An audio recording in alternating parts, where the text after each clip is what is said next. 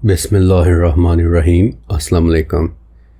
मेरा नाम फुरकान कुरैशी और आज आप दी अमेज़ॉन सीरीज़ की दूसरी किस्त देखने वाले हैं।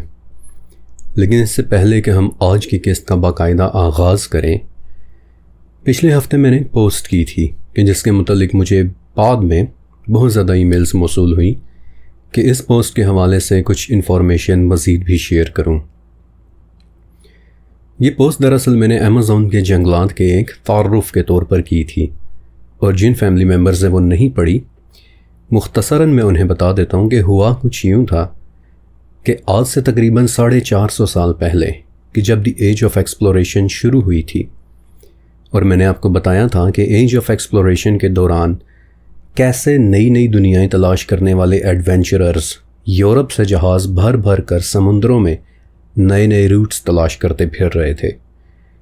तो उन्हीं दिनों इंग्लैंड से चले एक जहाज़ को समुद्रों में एक जजीरा मिला था कि जिसका नाम उन्होंने बाद में द रोआनोक आइलैंड रख दिया। जहाज़ के कैप्टन सर जॉन वाइट को यह जजीरा बहुत ही ज़्यादा पसंद आया।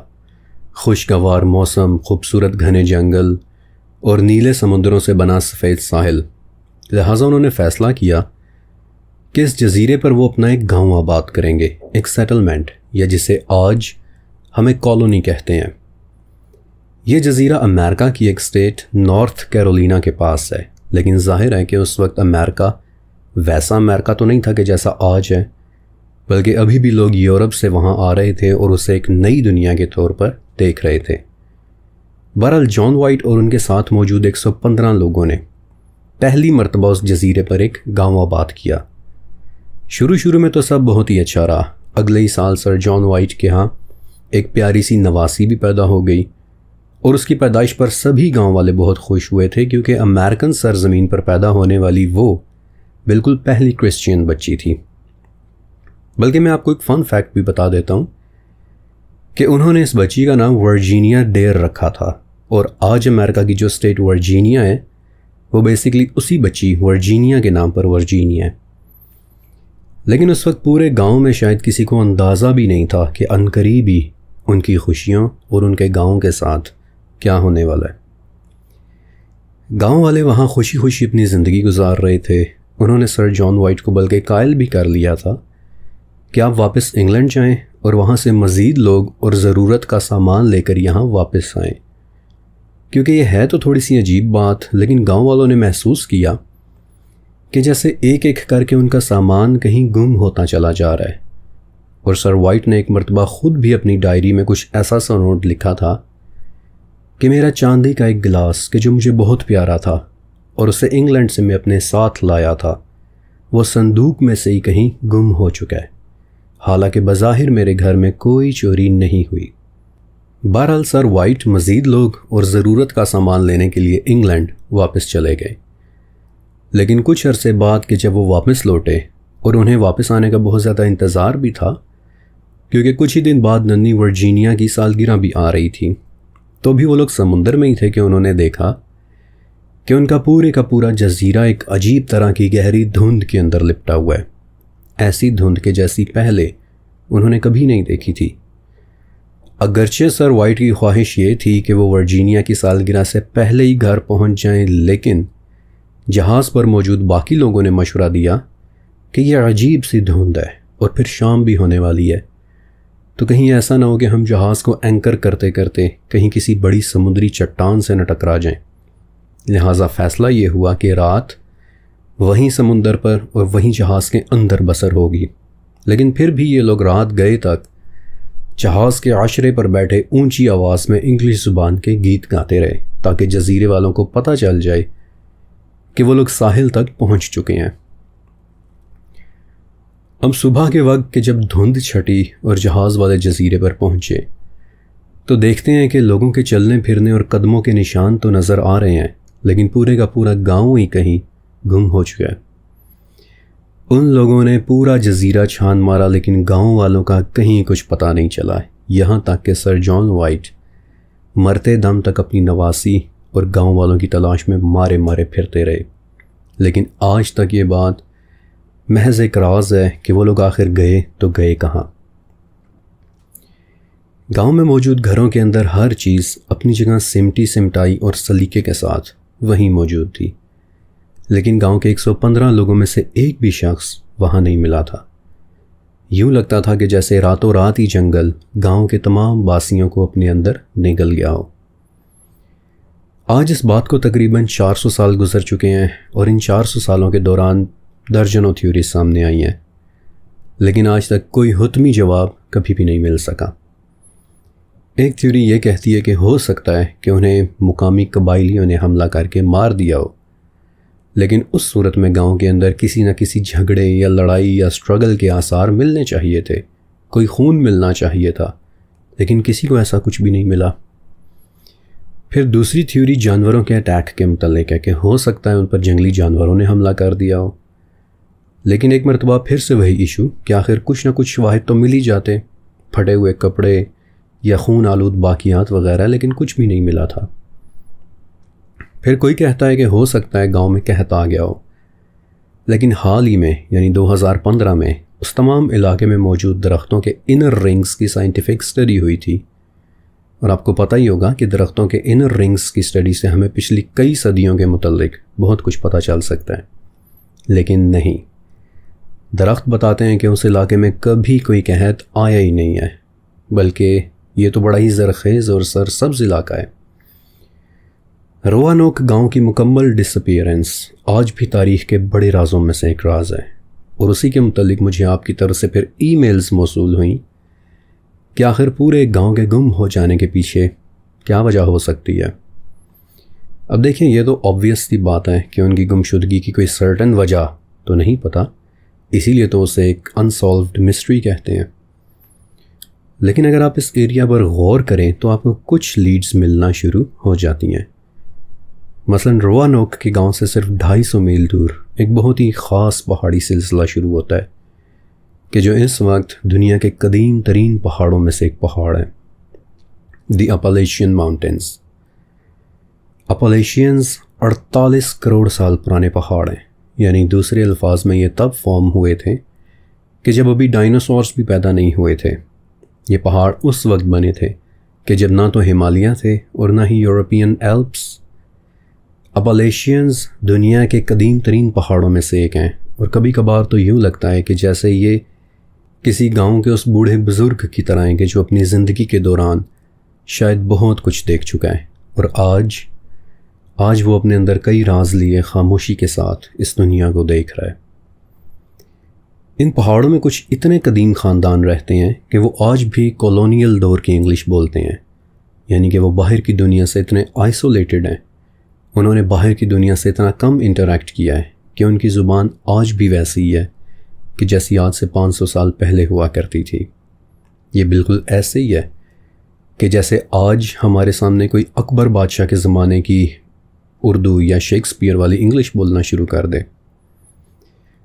किसी ज़माने में यहाँ कोयले की कानकुनी भी की जाती थी, लेकिन आहिस्ता आहिस्ता जब कोयला का इस्तेमाल ख़त्म हो गया और इंडस्ट्री लिक्विड फ्यूल की तरफ शिफ्ट कर गई, तो अपलेशियंस में जितने भी मज़दूरों के घर थे, यानी तकरीबन 1000 से ज़्यादा गांव, वो तमाम के तमाम गांव अबैंडन्ड हो गए थे, तर्क कर दिए गए थे। यानी इस वक्त अपलेशियंस में कम से कम 1000 गांव ऐसे हैं कि जिनमें रहने वाला कोई भी नहीं है। वहाँ ये हज़ारों घर खाली पड़े हैं। अलबत्ता जिस वजह से मैं आपको अपलेशियंस के मुतल्लिक बता रहा हूँ वो हैं इसके नो गो एरियाज़, क्योंकि अब तक सैकड़ों की तादाद में ऐसे केसेस हो चुके हैं कि लोग अपलेशियंस में गए और दोबारा उन्हें कभी किसी ने नहीं देखा। ये नो गो जोन्स ऐसी जगह हैं कि जहाँ लोकल्स भी जाने से अवॉइड करते हैं, यहाँ तक कि हुकूमत की तरफ से इन इलाकों के करीब कैंपिंग तक करने पर भी पाबंदी है। ना माई थ्योरीज़ के गांव वालों के साथ भी शायद यही हुआ था। वो लोग हंसी खुशी अपनी ज़िंदगी गुजार रहे थे, लेकिन फिर ज़रूरत के सामान की तलाश ने उन्हें गांव से बाहर निकलने पर मजबूर कर दिया, और शायद वो अपलेशियंस के ऐसे ही किसी नो गो जोन के अंदर चले गए कि जहाँ से बाहर फिर दोबारा कभी कोई नहीं आया। फिर एक चीज़ और कि अपलेशियंस के पहाड़ इस दुनिया के एक ऐसे इलाके पर कायम है कि जहाँ से ले लाइंस गुज़रती हैं। अब ये वही लाइंस हैं कि जो अहराम मिस्र, बैतुल मक़दस और आयर्स रॉक जैसे इंतहाई पुरस्कार इलाकों से गुजर रही हैं। ये वो जगह हैं कि जहाँ थ्रू आउट द हिस्ट्री हैरत अंगेज़ बातें होती रही हैं। लेकिन जाहिर है कि ले लाइंस बिल्कुल ही एक अलहदा टॉपिक है। मैंने सिर्फ नाम की हद तक इन्हें मेंशन करना था, लेकिन ये ले लाइंस अपलेशियंस पहाड़ों से भी गुजर रही हैं। और ये थ्योरी इसलिए खासी स्ट्रॉन्ग है क्योंकि रोआनोक का गांव अपलेशियंस के कदीम और पुरस्कार पहाड़ों से कोई ज़्यादा दूर नहीं है। वो पहाड़ के जहाँ बहुत कुछ हमेशा हमेशा के लिए शायद गुम हो चुका है, लेकिन फिर भी अल्लाह बेहतर जानता है कि उन लोगों के साथ आखिर क्या हुआ होगा। खैर, आइए अब हम अपनी वीडियो का करते हैं बाकायदा आगाज़। और आज की किस्त का टॉपिक है अमेज़न के घने जंगलात। पाकिस्तान से कोई 12,500 किलोमीटर दूर इंतहाई घने दरख्तों का एक बहुत बड़ा जंगल है कि जिसे दी अमेज़न जंगल कहते हैं। 4 अरब से ज़्यादा पौधे और दरख्त और दुनिया में सबसे ज़्यादा बायोडाइवर्सिटी यानी मुख्तलिफ़ अक़साम के जानवर, परिंदे और कीड़े मकोड़े वगैरह। दुनिया में और कहीं पर इतनी बायोडाइवर्सिटी नहीं मिलती और इसकी सबसे बड़ी वजह अमेज़न में पाई जाने वाली एक ख़ास मिट्टी है कि जिसे टेरा प्रेटा कहते हैं। टेरा प्रेटा यानी काली मिट्टी कि जो अननेचुरल हद तक ज़रखेज़ है। दुनिया में कुदरती तौर पर कोई भी मिट्टी इतनी ज़रखेज़ नहीं है कि जितनी अमेज़न में है। यूँ लगता है कि किसी ज़माने में यहाँ रहने वालों ने सदियों की मेहनत के बाद इस मिट्टी को इतना ज़रखेज़ किया था। वो लोग ज़मीन और इसकी प्रॉपर्टीज़ से हैरान कुन हद तक वाकिफ़ थे। उन्हें पता था कि लाखों लोगों के रहने के लिए ज़मीन कैसे बनानी है। और बाज़ का तो यूँ लगता है कि जैसे पूरे जंगल की मिट्टी में किसी ने करोड़ों टन खाद मिला दी थी, क्योंकि नेचुरली दुनिया में कहीं भी अमेज़न की तरह की मिट्टी नहीं मिलती। इसी वजह से एक थ्योरी ये भी पैदा होती है कि अमेज़न बेसिकली किसी ज़माने में उन लोगों का एक बाग हुआ करता था कि जो उनके जाने के बाद आउट ऑफ कंट्रोल होकर एक जंगल बन गया। और शायद इसीलिए अमेज़न के सिर्फ 1 एकड़ एरिया में 1,000 किस्म के दरख्त और पौधे पैदा हुए हुए मिल जाते हैं। और ये एक बहुत बड़ी वजह है कि अमेज़न को साइंसदान ख़ज़ानों की एक सरज़मीन कहते हैं। जी, अमेज़न सोने और चांदी से कहीं ज़्यादा बड़े ख़ज़ाने भी अपने अंदर छुपाए हुए हैं। सोने के गुमशुदा शहर तो एक तरफ, लेकिन मेडिसिन के एतबार से आज तक अमेज़न जंगल के सिर्फ 1% हिस्से को स्टडी किया गया है। अभी तो हमें यह भी नहीं पता कि यहाँ किस किस बीमारी की दवाई मिल सकती है। आपको पता है कि अमेज़न में रहने वाले कुछ कबीले ऐसे पौधों के मुतालिक जानते हैं कि जो इस दुनिया की शायद सबसे ज़्यादा ताकतवर साइकेडेलिक्स हैं। मसलन हज़ारों साल से अमेज़न के कुछ कबाइल जंगल से मिलने वाले कुछ ख़ास पत्तों में से एक मिक्सचर तैयार करते हैं कि जो इस दुनिया का सबसे ताकतवर DMT इफ़ेक्ट पैदा करता है। DMT यानी डाइमेथिलट्रिप्टामाइन के जो एक इंतहाई ताकतवर साइकेडेलिक है। इतनी ताकतवर कि अगर आप इसे थोड़ा सा भी खा लें तो आपकी आंखों के सामने दुनिया ही बदल जाएगी। आपको वो रंग नज़र आएंगे कि जो आम आंख देख भी नहीं सकती। इन पत्तों से हमें अंदाज़ा होता है कि अल्लाह ताला ने अमेज़न के अंदर बहुत सी बीमारियों की दवा रखी हो सकती है। लेकिन अमेज़न अपने अंदर सिर्फ पुरस्कार पौधे ही नहीं बल्कि कई राज़ों को भी छुपाए हुए हैं कि जिनमें से एक राज हैं वो कबीले कि जिनका हमें कुछ पता नहीं और उन कबीलों को हमारा कुछ पता नहीं। और अब जो मैं आपको सुनाने वाला हूँ वो एक बिल्कुल सच्चा वाक़या है। सन 1996 की बात है कि ब्राज़ील का जंगल सर्वे करने वाली एक टीम ने नोटिस किया कि अमेज़न के अंदर एक इलाके में जगह जगह पर कुछ गड्ढे बने हुए हैं। यानी कभी 50 किलोमीटर दूर एक गड्ढा, कभी 100 किलोमीटर दूर एक गड्ढा। इसी तरह एक एक करके उन्हें तकरीबन 14 गड्ढे मिले कि जिनके मुतालिक कोई समझ नहीं आ रहा था कि उन्हें किसने बनाया होगा।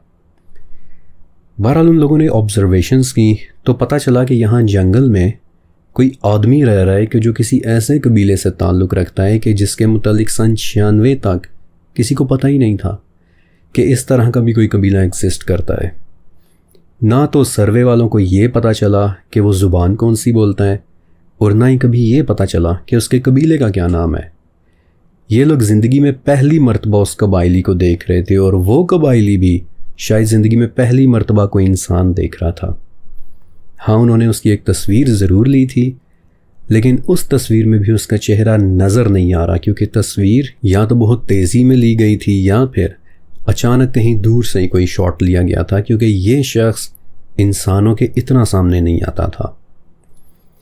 जंगल सर्वे वालों को बस इतना पता चल सका कि ये अपना गुजारा कुछ शिकार करके कर रहा है, कुछ फलों और शहद को इकट्ठा करके, यानी कि वो बेसिकली एक रियल लाइफ टार्ज़न को अपनी आंखों के सामने देख रहे थे। और उसके खोदे हुए गड्ढे, आज तक इस बात पर कंसेंसस नहीं हो सका कि वो गड्ढे किस लिए खोद रहा था। कुछ कहते हैं कि ये गड्ढे शिकार के लिए खोदे जा रहे थे, जबकि कुछ कहते हैं कि ये गड्ढे किसी मजहबी नौइयत के थे। लेकिन फिर इन्हीं गड्ढों की निस्बत से इस आदमी को the man of the holes का नाम दिया गया था, और आज ब्राज़ील के ऑफिशियल रिकॉर्ड्स में ये शख्स इसी नाम के साथ जाना जाता है।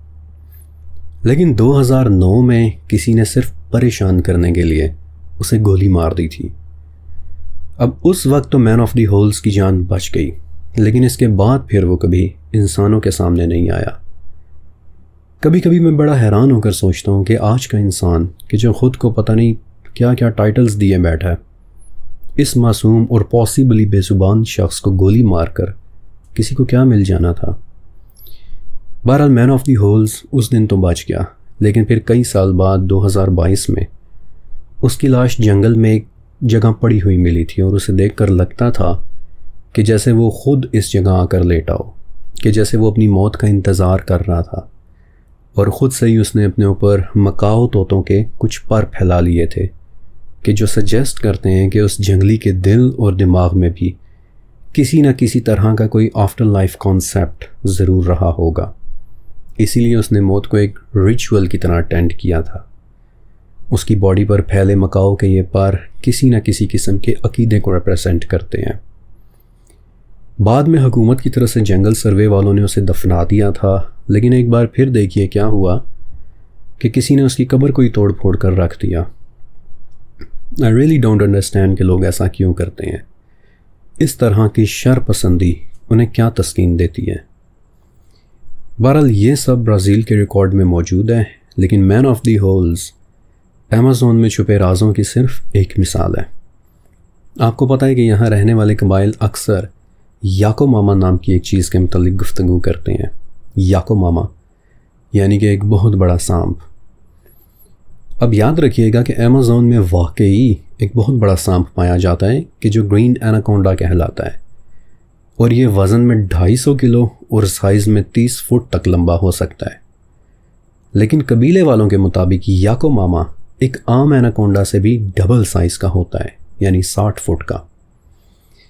अब आज तक साइंटिफिकली कभी इतना बड़ा एनाकोंडा तो नहीं मिला, लेकिन आपको पता है कि अमेज़न का कोर एरिया यानी कि जंगल का इंटीरियर वो इतना घना है कि वहाँ सूरज की सिर्फ 1% रोशनी पहुँच पाती है।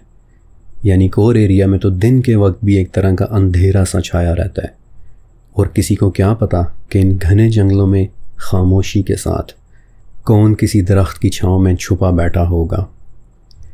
फिर दूसरी चीज़ अमेज़न का दरिया।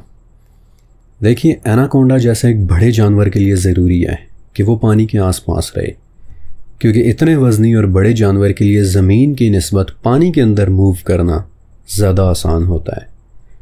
लेकिन अमेज़न दरिया, एक तो उसका पानी गदला है, यानी इन मर्की वाटर्स के अंदर क्या चीज़ तैर रही है ये दिखाई नहीं देता, और दूसरा ये कि अमेज़न दरिया के कुछ हिस्सों में कि जहाँ कंवल के फूल लगे हुए हैं, अब पानी पर फैले उनके पत्ते यानी लिली पैड्स इतने बड़े हो जाते हैं कि उनका डायमीटर 6 गज़ से भी ज़्यादा फैल जाता है। ये इतने बड़े पत्ते होते हैं कि इनके ऊपर एक कम उम्र बच्चा भी खड़ा हो जाए तो ये टूटते नहीं हैं।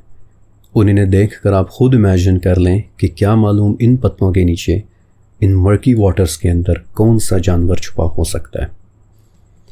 सो यू सी, अमेज़न जंगल सिर्फ एक रेन फॉरेस्ट नहीं, बल्कि ये एक जिंदा राज है कि जहाँ साइंस, इसरार, मिथ और लेजेंड्स ये सब आपस में एक हो जाते हैं, और कुछ पता नहीं चलता कि कहाँ पे साइंस ख़त्म हो रही है और कहाँ से राज शुरू हो रहे हैं।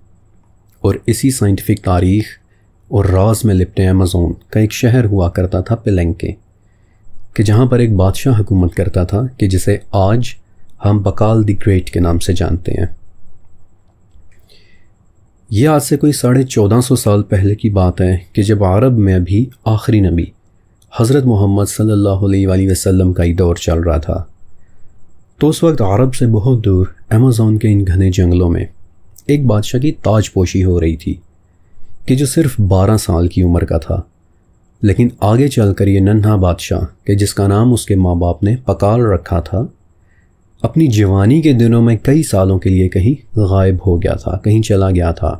वो कहाँ गया था ये तो किसी को नहीं पता। लेकिन जब 1952 में पहली मर्तबा पकाल का मकबरा दरियाफ्त हुआ तो उस वक्त वहाँ से उन्हें एक बड़ी अजीब चीज़ मिली थी, और वो थी पकाल के ताबूत पर रखी हुई पत्थर की एक बड़ी सी सिल। पिछले 70 साल से माया तहजीब पर रिसर्च करने वालों के दरमियान ये बहस चल रही है कि बकाल के ताबूत की सिल पर बनी ये तस्वीर किस चीज़ की है। आया ये बस बादशाह की एक तस्वीर है कि जिसका सिर्फ एक फैंसी किस्म का रिलीफ बनाया गया है, या फिर किसी ने बादशाह की एक दास्तान सुनाई है कि जो एक तरह की मशीन में बैठकर ऊपर की तरफ सफ़र कर रहा है। और अगर आप गौर करें तो इस मशीन के रियर एंड में से एक आग के कुछ शोले भी निकलते से महसूस हो रहे हैं कि जैसे ये किसी किस्म का कोई रॉकेट हो। 70 साल से ये बहस चली आ रही है कि ये एग्जैक्टली है क्या। कुछ रिसर्चर्स कहते हैं कि नहीं, ये महज आंखों का एक धोखा है, जबकि कुछ कहते हैं कि ये एक सबूत हो सकता है इस बात का कि अमेज़न में किसी न किसी ज़माने में कोई ऐसी टेक्नोलॉजी गुजरी है कि जिसके मुतालिक आज तक हमें कुछ पता नहीं। लेकिन जो बात बिल्कुल भी नज़रअंदाज नहीं की जा सकती वो माया नामीन कबीलों का सितारों के मुतालिक हैरत अंगेज़ हद तक दुरुस्त इल्म है। आपको एक दिलचस्प बात बताता हूँ कि आज तक दुनिया में सिर्फ 6 तहजीबें यानी सिविलाइजेशंस ऐसी गुजरी हैं कि जिन्हें प्रिस्टीन सिविलाइजेशंस कहते हैं, यानी वो तहजीबें, वो कौमें कि जो पूरी दुनिया से बिल्कुल हट कर अपने ओन पे परवान चढ़ी थी। उन्होंने खुद ही अपने लिए इजादात की, खुद ही अपने लिए ज़ुबानें इन्वेंट की, अपने लिखने के स्टाइल्स डिज़ाइन किए। और उन 6 प्रिस्टीन तहजीबों के नाम हैं, नंबर 1 पे सुमेरियंस कि जो हज़ारों साल पहले इराक में रहा करते थे। फिर दूसरे नंबर पे एंशिएंट इजिप्शियंस, उनका भी एक अपना स्टाइल था कि जो उन्होंने खुद ही इन्वेंट किया था। फिर वादी सिंध की तहजीब, यस, हमारा मुल्क एक ऐसी जगह पर कायम है कि जहाँ किसी ज़माने में एक प्रिस्टीन तहजीब गुजरी है। नंबर 4 चाइना के येलो रिवर के किनारे रहने वाले शांग्स। और फिर आखिरी 2 तहजीबें अमेज़न जंगल और इसके करीब करीब गुजरी हैं, यानी एक तो ओलमेक्स के बाद में जिनसे फिर माया और एज़टेक कबीले बने, और आखिरी तहजीब फिर एंडीज़ के पहाड़ों में रहने वाले कि जिनके मुतालिक मैं आपको सीरीज़ में थोड़ा आगे चलकर बताऊंगा। लेकिन ये वो 6 तहजीबें हैं कि जो अपने ओन पर पली बड़ी हैं, और उन्हीं तहजीबों में से फिर एक कबीला निकला माया लोगों का कि जो आज के मैक्सिको और कुछ हद तक अमेज़न के जंगलों में रहा करता था। माया लोग एस्ट्रोनॉमिकल नॉलेज में बहुत आगे थे, यानी सितारों और सैयारों के इल्म में। और मैं चाहता हूँ कि आपको उनके मुतालिक कुछ इन्फॉर्मेशन ज़रूर दूँ कि जिसे सुनकर आई एम श्योर कि आपको मज़ा आ जाएगा। एज ऑफ डिस्कवरी के दौरान हस्पानिया के कई जहाज़ अमेज़न जंगलात की तलाश में आए थे, और उन जहाज़ों में जहाँ पोंसे डे लियोन जैसे आबे हयात के मुतलाशी और फ्रांसिस्को डी ओरियाना जैसे जंगलों का राज जाने वाले जोशीले एडवेंचरर्स थे, वहीं कुछ लोग ऐसे भी थे कि जो सिर्फ इस नीयत से अमेज़न आ रहे थे कि वहाँ के कबीलों पर अपने मज़हब का प्रचार कर सकें। और यूँ कुछ कॉन्किस्टडोर्स ने माया तहजीब के साथ एक बहुत ही बड़ी ज़्यादती कर दी। अमेज़न जंगलों से लेकर मेसो अमेरिका के जंगलात तक हज़ारों सालों में सिर्फ 12 मरतबा ऐसा हुआ है कि किसी कबीले ने अपनी तारीख़ अल्फाज की सूरत में लिखना शुरू की हो, और उन 12 में से सबसे एडवांस्ड और सबसे बेहतरीन लिखाई का अंदाज़ था इन माया लोगों का। लेकिन जब हस्पानिया से कुछ लोग सिर्फ इस नीयत से अमेज़न आए कि वो माया लोगों को कन्वर्ट कर लें, तो उन्हें जो भी माया किताब, माया तख्ती या टैबलेट मिलती कि जिसमें उन्होंने अपनी तारीख़ लिखी हुई थी, तो वो लोग ज़मीन पर मार कर उसे तोड़ देते या फिर दरिया के अंदर बहा देते, क्योंकि वो कहते थे कि तुम्हारा मज़हब गलत कहता है। और यूँ माया लोगों की तमाम किताबें, उनकी तमाम तख्तियाँ तोड़ दी गईं और सिर्फ 3 बड़ी किताबें बच सकीं कि जिनके नाम हैं कोडेक्स मैड्रिड, कोडेक्स ड्रेसडन और कोडेक्स पेरिस। और आज हम मायांस के मुतालिक जो भी मालूमात जानते हैं वो सिर्फ़ और सिर्फ इन 3 किताबों से ही मिल पाई हैं। आप इमेजिन करें कि स्पेनिश कॉन्किस्टाडोर्स ने माया तहज़ीब का कितना बड़ा तारीख़ी ख़जाना तल्फ़ कर दिया होगा। इन 3 किताबों से अगरचे हमें ये तो नहीं पता चलता कि पकाल वाकई किसी मशीन में बैठकर आसमान की तरफ सफ़र करता था या नहीं, लेकिन इतना ज़रूर पता चल जाता है कि वो लोग सितारों के मुतालिक हैरत अंगेज़ हद तक एक्सपर्ट मालूमात रखते थे। मसलन उन्हें ये पता था कि हमारी इस दुनिया में पूरे 365.24 दिन में 1 साल मुकम्मल होता है, कि जो कि एक नाकाबिल यकीन किस्म की बात है कि उन्हें साल की एक इतनी एग्जैक्ट ड्यूरेशन कैसे पता चल गई। फिर सितारों की गर्दिश और स्पेशली सूरज ग्रहण के मुतालिक वो कई साल पहले जज कर लिया करते थे कि आज से इतने साल बाद सूरज को इतने बजे इतनी देर के लिए ग्रहण लगेगा, which is once again something unbelievable कि जंगल में रहने वाले लोगों को इतनी प्रेसाइज मैथमेटिकल कैलकुलेशन का किस तरह पता चल गया था। फिर उनके यहाँ ज़ीरो का कॉन्सेप्ट था कि जो प्रिस्टीन तहज़ीब में होना बड़ी ही एक हैरत की बात है। फिर प्लैनेट वीनस, आप अंदाज़ा लगाएं कि आज से 500-600 साल पहले कि जब बाकी दुनिया को इस बात का आइडिया तक नहीं था, तब भी जंगल में रहने वाले मायांस को पता था कि प्लैनेट वीनस का 1 साल 584 दिन का होता है, यानी ज़मीन का 1 साल 365 दिन का, जबकि वीनस का 1 साल 584 दिन का होता है, which is absolutely correct. Even के उनके बनाए हुए अहराम भी, अमेज़न जंगलों में मिलने वाले अहराम डायरेक्टली सूरज और चाँद की पोजीशन के हिसाब से बने हुए होते थे, कि जो उन लोगों के इस कायनात के साथ रिलेशनशिप को ज़ाहिर करते हैं। बल्कि मैं आपको एक बहुत दिलचस्प बात बताता हूँ कि मैक्सिको में माया लोगों ने एक अहराम बनाया था कि जिसे चिचेन इत्ज़ा का अहराम कहते हैं। इस अहराम की एक ख़ास बात यह है कि इसके सामने खड़े होकर अगर आप हल्की सी आवाज़ में भी सरगोशी करें तो अपनी कही हुई बात कई गुना ऊंची आवाज़ में आप तक दोबारा वापस आती है, लेकिन गूंजने वाली वो आवाज़ बिल्कुल ही बदली हुई आवाज़ होगी। वो आवाज़ एक परिंदे जैसी आवाज़ होगी। और वो कैसे परिंदे की आवाज़ होगी? क्विट्ज़ल परिंदे जैसी आवाज़ कि जिसकी मायान इबादत किया करते थे। यानी उन्होंने अपने इन अहरामों को इस तरह डिज़ाइन किया था कि वहाँ हल्की सी सरगोशी पर भी आपकी आवाज़ कई गुना ज़्यादा एम्पलीफाई हो जाती है और दोबारा फिर उस परिंदे की आवाज़ की सूरत में एको करती है कि जिसकी वो इबादत किया करते थे। Incredible piece of engineering. आज तक ये राज महज एक राज है कि अमेज़न और मैक्सिको के जंगलात में रहने वाले ये कबीले इतना एडवांस्ड आर्किटेक्चरल, साइंटिफिक और सोनिक इंजीनियरिंग का नॉलेज किस तरह रखते थे। Incredibly amazing. शायद हमें वो मालूमात आज मिल ही जाती अगर उस वक्त हस्पानियों ने उनकी किताबों को ना जलाया होता, उनकी टैबलेट्स को ना तोड़ा होता। पता नहीं इंसान इतना खुदसर क्यों है, अपने अलावा किसी को बर्दाश्त नहीं कर सकता। आपको याद है कि इस सीरीज़ के शुरू में मैंने आपको सूरह रोम की एक आयत सुनाई थी कि ज़मीन में घूम फिर कर देखो कि तुमसे पहले कितनी क़ुव्वत वाले और ताकतवर लोग रहते थे।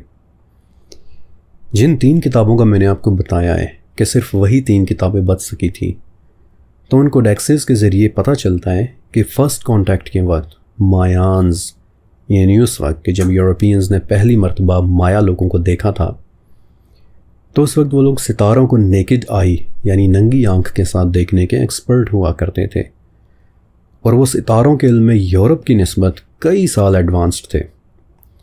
अब अगर आप पकाल के ताबूत पर पड़ी सिल को देखें तो फिर समझ आती है कि एरिक वॉन डैनिगन जैसे रिसर्चर्स ये क्यों मानते हैं कि माया बादशाह पकाल भी शायद किसी एडवांस्ड इंजीनियरिंग वाली मशीन के अंदर ही बैठा हुआ है। यहाँ तक आपने उनकी सब अच्छी और ज़बरदस्त बातें सुनी, लेकिन अब यहाँ से आगे मैं आपको कुछ ऐसी बातें बताने वाला हूँ कि जिन्हें सुनकर आपके शायद रोंगटे खड़े हो जाएंगे। देखिए, माया लोगों का ज़्यादातर फोकस मकई की काश्त पर होता था, क्योंकि उनके यहाँ पालतू जानवर जैसा कि गाय, बैल या बकरी वगैरह न होने के बराबर थे, और ख़ुराक के इस डिसबैलेंस की वजह से उनके जिस्मों में कुछ ज़रूरी अमीनो एसिड्स की बहुत ज़्यादा कमी हो गई, कि जिसे पूरा करने के लिए फिर ये लोग माइल हो गए इंसानी कुर्बानी और फिर उसे कंज्यूम करने की तरफ, कि जिसकी वजह से फिर एक कॉन्सेप्ट बन गया जंगलों में रहने वाले आदमखोर कबीलों का। ये जो बातें मैं आपको बता रहा हूँ ये सिर्फ मेरे अंदाजे नहीं हैं, बल्कि इस सीरीज़ के लिए अपने रिसर्च वर्क के दौरान मैंने 1970s में लिखा हुआ एक रिसर्च पेपर पढ़ा था, कि जिसमें माइकल हॉर्नर और मार्विन हैरिस ने यह हिला देने वाला इंकशाफ किया था कि अमेज़न के उन आदमखोर कबीलों की आदमखोरी के पीछे असल वजह ये थी कि वो लोग एक तवील अरसे तक सिर्फ मकई कंज्यूम किए चले जा रहे थे, और उनके जिस्मों में सर्टन एलिमेंट्स की शदीद कमी हो गई थी, कि फिर जिसकी वजह से वो लोग इस हरकत की तरफ माइल हो गए। अब जाहिर है कि मैं इतना खुलकर नहीं बोल रहा, क्योंकि ये सीरीज़ छोटे बच्चे भी सुन रहे होते हैं, तो मैं नहीं चाहता कि उन्हें बाद में फिर डर लगे, वरना उन लोगों के कुछ रिचुअल्स की ऐसी ऐसी दास्तानें उनकी किताबों में लिखी हुई हैं कि अगर मैं आपको बताऊं तो आपके बाल खड़े हो जाएंगे। लेकिन माया लोगों के मुतालिक एक बात कि जो आज तक सही से एक्सप्लेन नहीं हो पाई, कि उन लोगों के साथ बिलाखिर हुआ क्या था। यूसी ये लोग बग़ैर किसी ज़ाहिरी वजह के जंगलों से डिसअपीयर हो गए थे। रोआनोक कॉलोनी की तरह कोई रातों रात तो नहीं, लेकिन आज से 3-4 हज़ार साल पहले पैदा होने वाली माया तहज़ीब कि जो एस्ट्रोनॉमिकल नॉलेज और सोनिक इंजीनियरिंग में बहुत ज़्यादा आगे थी, और उन्होंने हैरान कर देने वाली आर्किटेक्चर्स छोड़े हैं। 15वीं सदी में चंद सालों के अंदर अंदर वो लोग पूरे के पूरे जंगल से ही गायब हो गए। आज एक भी ऐसी सॉलिड थ्योरी नहीं है कि जो ये बता सके कि आखिर उन लोगों के साथ हुआ क्या होगा। ये तो उनके गायब होने के भी 300 साल बाद 2 अंग्रेज़, सर जॉन लॉयड्स और सर फ्रेडरिकसन, वो दोनों अमेज़न और मैक्सिको के जंगलात में गए। फिर उन्होंने वहाँ माया लोगों की खंडरात और अहरामों की इलस्ट्रेशंस बनाई, और उन इलस्ट्रेशंस ने एक बार फिर से यूरोप में सनसनी की एक नई लहर दौड़ा दी, और एक मरतबा फिर से मुझ जैसे इल्म के दीवाने भाग भाग कर उन घने जंगलों में पहुँचने लगे। और ये उन्हीं लोगों की काविश का नतीजा है कि आज हम माया कैलेंडर को डिसाइफर करने, उनकी तारीख़ और उनकी तहज़ीब को समझने के काबिल हो पाए हैं, और उन्हीं की कोशिशों से हमें पता चल सका है कि मायान्स दूर दूर तक एक पुरअमन तहज़ीब नहीं, बल्कि खून के प्यासे कबीले थे कि जिनकी तारीख़ खूनख्वारी के साथ भरी पड़ी है। लेकिन इसके साथ साथ ही वो लोग अपने एस्ट्रोनॉमिकल नॉलेज में भी बाकी दुनिया की निस्बत कहीं ज़्यादा एडवांस्ड थे, और सोनिक इंजीनियरिंग में भी बेमिसाल। माया तहज़ीब तो मैक्सिको और अमेज़न जंगलों की कहानी में लिखा हुआ सिर्फ एक बाब है। लेकिन मैं आपको एक बहुत ही दिलचस्प बात और भी बताना चाहता हूँ। सन 1925 की बात है कि इंग्लैंड से ताल्लुक़ रखने वाले एक एक्सप्लोरर सर पर्सी फॉसेट, कि जिन्हें यकीन था कि अमेज़न की गहराइयों में एक कदीम गुमशुदा शहर मौजूद है, कि जो माया तहज़ीब से भी ज़्यादा एडवांस्ड सिविलाइजेशन रही होगी, और अपने इस यकीन को, अपने इस गुमशुदा शहर को मिस्टर फॉसेट ने नाम दिया था the lost city of Z. सन 1925 के अवाइल में मिस्टर फॉसेट अपने बेटे को साथ लेकर अमेज़न के जंगलों में द सिटी ऑफ जेड की तलाश में गए। लेकिन आज इस बात को पूरे 100 साल गुजर चुके हैं कि ना तो किसी ने मिस्टर फॉसेट को देखा है और ना ही किसी ने उनके नौजवान बेटे को। बाद में कई सर्च मिशंस भेजे गए, लेकिन मिस्टर फॉसेट और उनके बेटे का आज तक कुछ पता नहीं चला। महज अफवाहें और चंद कबायली दास्तानें। कुछ मुकामी लोगों का कहना है कि वो किसी मुक़द्दस जगह के बहुत करीब पहुंच गए थे कि जहां उन्हें नहीं होना चाहिए था, और वहां से वो किसी और दुनिया में चले गए। जबकि कुछ लोगों का दावा है कि वो ज़िंदा रहे थे और जेड के कबाइलियों ने उन्हें भी अपना एक बासी बना लिया था। और फिर कुछ लोग कहते हैं कि उन्होंने वाकई जेड का गुमशुदा शहर दरियाफ्त कर लिया था, लेकिन उसके बासियों ने उन्हें हमेशा हमेशा के लिए खामोश कर दिया। मिस्टर फॉसेट की ज़िंदगी पर 2016 में एक फ़िल्म भी बनी थी, the lost city of Z, कि जो मुझे नहीं इल्म कि आपने देखी है या नहीं, लेकिन रिसेंटली लाइडार टेक्नोलॉजी की मदद से अब पता चलना शुरू हुआ है कि अमेज़ॉन के घने और बूढ़े दरख्तों के नीचे आज भी कभी कभार पत्थरों की बनी हुई गलियाँ और जियोमेट्रिक स्ट्रक्चर्स के अलावा बड़े बड़े ऑर्गेनाइज्ड और प्लान्ड रास्ते नज़र आ जाते हैं, कि जिनसे पता चलता है कि वाकई कभी यहाँ पर भी कोई आबाद हुआ करता था, कि जिनकी आज हमें आहट भी सुनाई नहीं देती। आज की इस किस्त के अंदर सिर्फ इतना ही, लेकिन अभी तो मैं आपको अमेज़ॉन की तहज़ीबों के मुतालिक बताना शुरू हुआ हूँ। अभी तो मैंने आपको यहाँ की कई हैरत अंगेज़ दास्तानें और भी सुनानी है।